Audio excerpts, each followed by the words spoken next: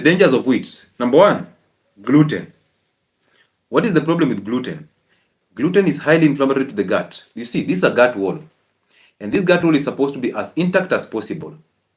Okay? So, on the lining of the gut, so this inside here is the stomach, and outside here is the outside stomach. So here we have the blood vessels, and then we have the lymphatic system.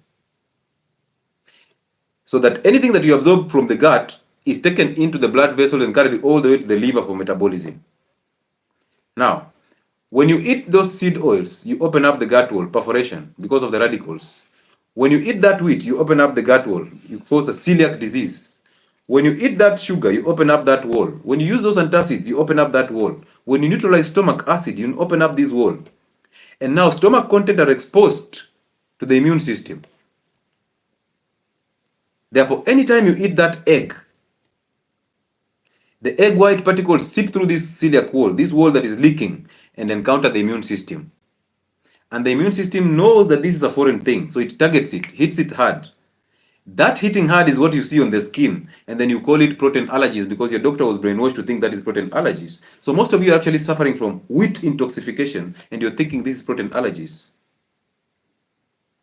How many people have I gotten off the wheat and then now they're enjoying their eggs and they're wondering, from the time I was 5 years old, I was told not to eat wheat, not to eat eggs because eggs cause me allergies. I have avoided fish because if I eat fish, I get the pimples and the acne. And then I tell them, no, the problem is not even the eggs or the fish. The problem is you're using cooking oils that are inflammatory to the gut. You're eating wheat and you're an addict to wheat.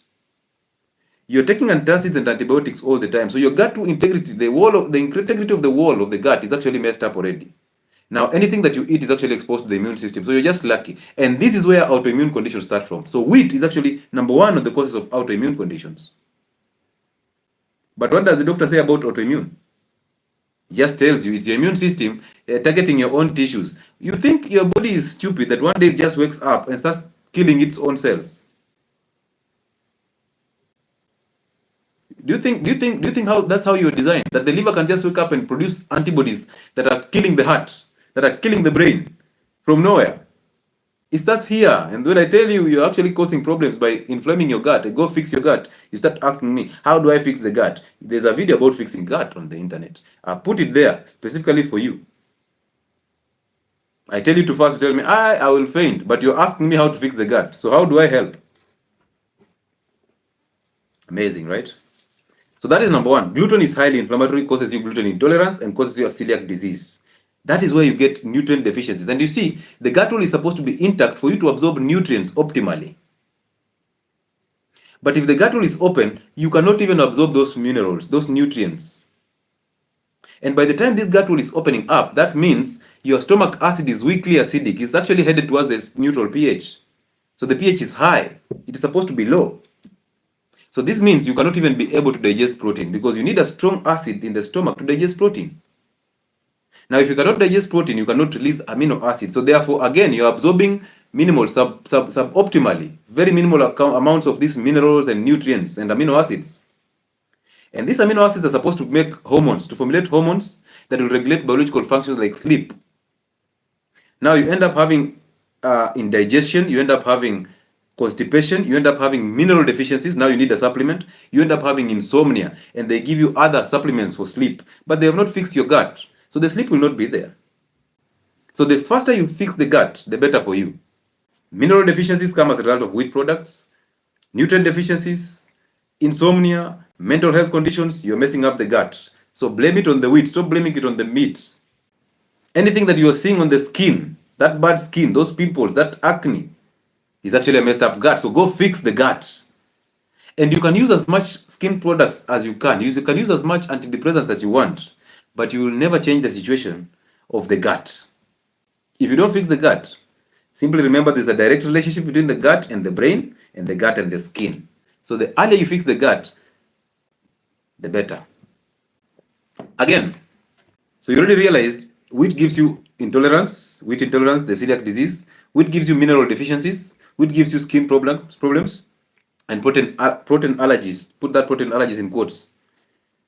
But above all, wheat comes with phytates, and phytic acid. These are anti-nutrients that actually block the absorption of healthy nutrients. Magnesium, the minerals also, magnesium, zinc, amino acids, and all that. So it actually blocks. So you cannot even digest or process these foods in the gut well.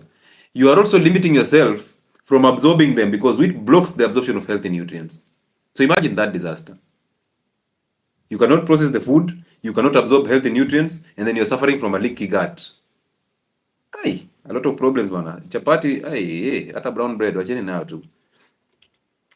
Above all, do you know why wheat is so addictive? Because most people cannot drop wheat. You will drop chapati, but you still eat cakes. You will drop a cake, but you're still eating spaghetti. And that's how the food industry is interesting. It makes varieties. So that even when you're eating that cake, you're not even thinking that this is wheat. Even when you're eating that spaghetti, your mind does not focus that this is wheat. You're thinking, this is spaghetti, I've made it. When you go to that pizza to eat that pizza in to eat that pizza, you don't even know that this is wheat. You're thinking, no, pizza is pizza. Pizza is not wheat. You're not even thinking in that direction, so you cannot even give it the attention that it requires. By the time you're eating biscuits, you don't even know they're wheat. Okay? Yeah, by the time you're eating those mandazis that are actually, they look good and they have cracked. You know that mandazi that is just golden brown and it has cracked. And you eat them when they are still hot. You can eat a whole basin of mandazis. A whole bale of mandazis just going into your stomach. And then the next minute, you're so bloated. The next thing, gastritis is actually killing you. And now you have to go and take omeprazole. You know very well these things, right? The wheat is addictive because one is a simple carbohydrate, so causes a spike in insulin, takes you into hypoglycemia, you crave for more wheat. That is one. Number two, wheat has things that are called exophins. Now, your body internally produces natural painkillers and hormones that make you feel good about life.